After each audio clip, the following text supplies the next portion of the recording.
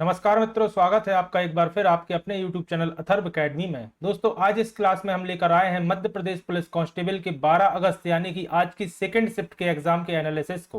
दोस्तों, जैसा कि आपको पता होगा, आज फर्स्ट शिफ्ट में कोई भी एग्जाम नहीं था और इस वीडियो में हम डिस्कस करेंगे सेकेंड शिफ्ट में आए हुए प्रश्नों के बारे में। तो आइए शुरू करते हैं हमारी क्लास।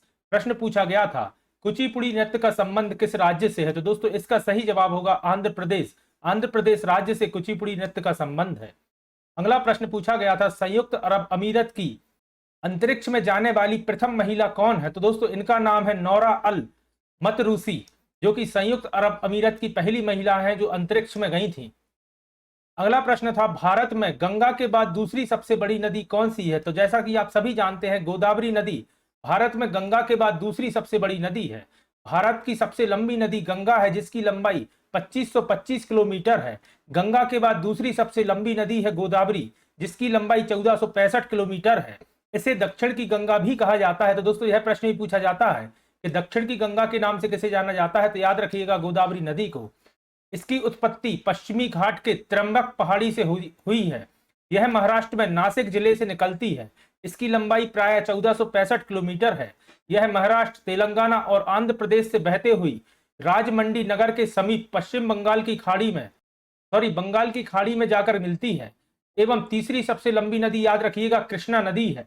मध्य प्रदेश की सबसे लंबी नदी नर्मदा नदी है, जिसकी कुल लंबाई 1312 किलोमीटर है और यह 1077 किलोमीटर मध्य प्रदेश में प्रवाह करती है। साथ ही याद रखिएगा, नर्मदा नदी देश की 5वीं सबसे लंबी नदी है। अगला प्रश्न पूछा गया था, वंदे मातरम समाचार पत्र के संपादक कौन थे? तो दोस्तों, काफी महत्वपूर्ण प्रश्न है, पहले कई एग्जाम से पूछा जा चुका है। और याद रखिएगा, अरविंद घोष जी वंदे मातरम समाचार पत्र के संपादक थे।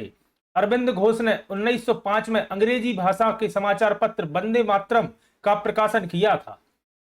अगला प्रश्न पूछा गया था, रुक्मणी देवी अरुणडेल का संबंध किस क्षेत्र से है? तो दोस्तों, याद रखिएगा, इनका संबंध भरतनाट्यम नृत्य से है। रुक्मणी देवी अरुणडेल एक प्रसिद्ध शास्त्रीय नृत्यांगना है जिनका संबंध भरतनाट्यम नृत्य से है। भरतनाट्यम भारत का सबसे पुराना शास्त्रीय नृत्य है, जिसका संबंध भारत के तमिलनाडु राज्य से है। याद रखिएगा। फिर प्रश्न था, श्वेत क्रांति का संबंध किससे है? तो दोस्तों, आप सभी जानते हैं, श्वेत क्रांति का संबंध दूध उत्पादन में वृद्धि से है। भारत में श्वेत क्रांति के जनक के रूप में डॉक्टर वर्गीज कुरियन को जाना जाता है। भारत में 1970 में श्वेत क्रांति की शुरुआत हुई। दुनिया के सबसे बड़े डेयरी विकास कार्यक्रम का नेतृत्व डॉक्टर वर्गीज कुरियन ने किया। इस क्रांति को ऑपरेशन फ्लड के नाम से भी जाना जाता है। और यह प्रश्न भी पूछा जाता है कि किस क्रांति को ऑपरेशन फ्लड के नाम से जाना जाता है? तो याद रखिएगा, श्वेत क्रांति को। इसने दूध की कमी झेल रहे देश को दुनिया में सबसे ज्यादा दुग्ध उत्पादन करने वाला देश बना दिया श्वेत क्रांति ने। याद रखिएगा।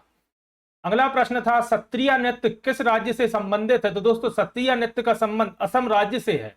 सत्रिया नृत्य असम राज्य का शास्त्रीय नृत्य है, जो सत्रिया संस्कृति का प्रतिनिधित्व करता है, जो असम के धार्मिक और सांस्कृतिक गाने बजाने का आधार है। अगला प्रश्न था, विश्व पर्यावरण दिवस कब मनाया जाता है? तो दोस्तों, हाल ही में कल या परसों वाली क्लास में अपन ने सभी दिवस के बारे में डिस्कस किया था। याद रखिएगा, 5 जून को प्रतिवर्ष विश्व पर्यावरण दिवस के रूप में मनाया जाता है। विश्व पर्यावरण दिवस पर्यावरण की सुरक्षा और संरक्षण हेतु पूरे विश्व में 5 जून को मनाया जाता है। वर्ष 1972 में पर्यावरण के प्रति वैश्विक स्तर पर राजनीतिक और सामाजिक जागृति लाने के लिए इस दिवस को मनाने की घोषणा संयुक्त राष्ट्र द्वारा की गई थी। फिर प्रश्न था, भारत भवन कहाँ स्थित है? दोस्तों, एक और काफी महत्वपूर्ण प्रश्न है, जो कि मध्य प्रदेश पटवारी में, कांस्टेबल में एवं मध्य प्रदेश आबकारी तीनों एग्जाम में पूछा जा चुका है। भारत भवन आप सभी जानते होंगे, राजधानी भोपाल में स्थित है।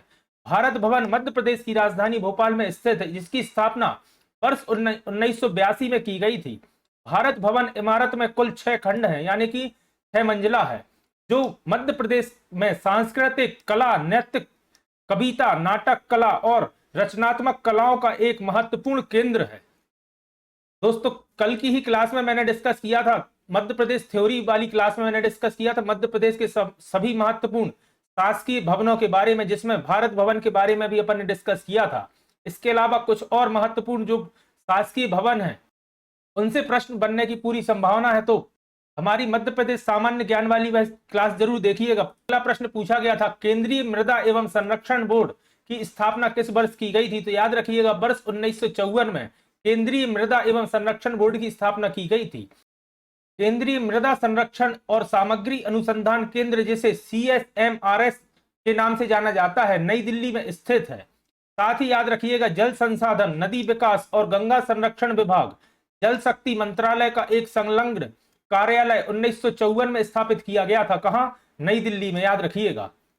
फिर प्रश्न था आवर्त सारणी के समूह 13 के तत्वों को क्या कहा जाता है? दोस्तों जिन्होंने भी हमारी मध्य प्रदेश पुलिस कांस्टेबल के लिए स्पेशल प्रैक्टिस सेट की क्लासेस देखी हैं तो उन सभी को ज्ञात होगा कि यह प्रश्न अपन ने 2 से 3 बार डिस्कस किया है। और समूह 13 के तत्वों को बोरॉन परिवार कहा जाता है, याद रखिएगा। उस क्लास में मैंने इसके अलावा भी समूहों के बारे में डिस्कस किया है, तो उस क्लास को भी आप जरूर देखिएगा। अगला प्रश्न पूछा गया था रिवर्स रेपो रेट क्या है? दोस्तों यह प्रश्न पटवारी के एग्जाम में पूछा जा चुका है। रेपो रेट वह दर होती है जिस पर वाणिज्यिक बैंक भारतीय रिजर्व बैंक यानी कि RBI में अधिशेष धन जमा करते हैं।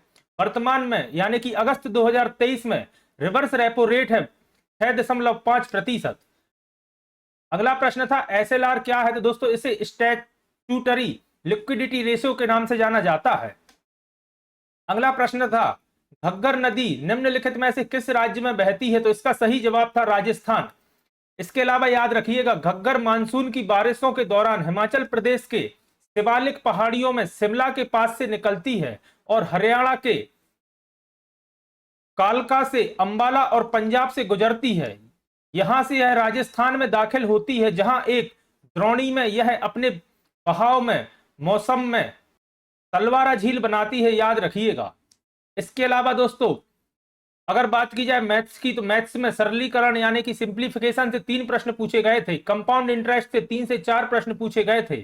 2 प्रश्न परसेंटेज से पूछे गए थे। रेक्टेंगल और सर्कल से 1-1 प्रश्न पूछा गया था। मिरर इमेज से दोस्तों 4 से 5 प्रश्न पूछे गए थे एवं कोडिंग और डिकोडिंग से 2 से 3 प्रश्न पूछे गए थे। तो दोस्तों ये थे वह सभी प्रश्न जो मुझे स्टूडेंट के माध्यम से मिल सके हैं। अगर इसके अलावा भी कोई मुझे प्रश्न मिलते हैं तो मैं अपनी अगली एनालिसिस वाली क्लास में उनको इंक्लूड कर दूंगा। तो दोस्तों ये थी हमारी आज की सेकंड शिफ्ट की एनालिसिस की क्लास। आशा करता हूं आपके लिए उपयोगी साबित होगी और आपको पसंद आई होगी। अगर आज की क्लास आपको पसंद आई है तो वीडियो को लाइक करें, कमेंट करें, और अगर आपने अभी तक अथर्व एकेडमी चैनल को सब्सक्राइब नहीं किया है तो चैनल को सब्सक्राइब करें और चैनल पर डली हुई मध्य प्रदेश पुलिस कांस्टेबल के लिए प्रैक्टिस सेट की सीरीज एवं बूस्टर क्लास और मध्य प्रदेश सामान्य ज्ञान की क्लासेस को आप जरूर देखिएगा, जिसमें से आपको एज इट इज एग्जाम में प्रश्न देखने को मिलेंगे। जल्द ही फिर हाजिर होता हूं अपनी अगली एनालिसिस की क्लास के साथ। धन्यवाद दोस्तों।